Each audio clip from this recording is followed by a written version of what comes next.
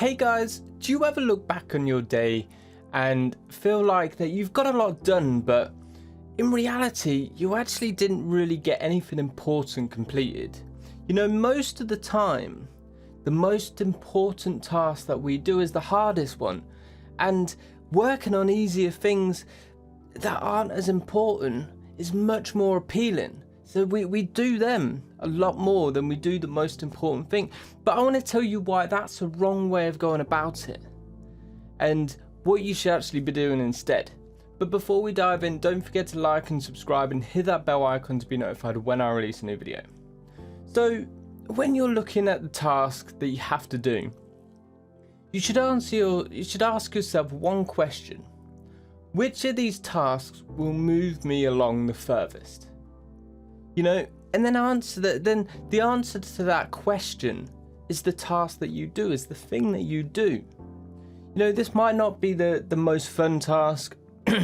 it might not be the easiest task, but it will be the one that gets you the best results every time, guaranteed.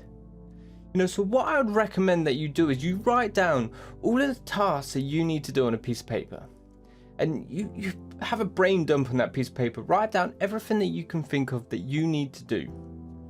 And then what you do is you pick the top 3 to 5 most important tasks on that list. And then throw away the rest. All the rest gets thrown away. And you just focus solely on those 3 to 5 tasks that you've picked out. You know, because all the rest of stuff aren't as important at this moment in time. You've got ones that are more important, you know.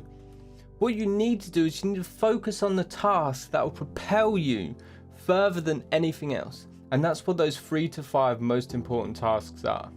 Now, you might be saying like, but those other tasks are important as well. And they still need to get done. And that is true. That is 100% true. But you don't need to work on them right now because they're not your most important things to work on. If they were important enough to be worked on, they would be one of your most important things to work on. You know?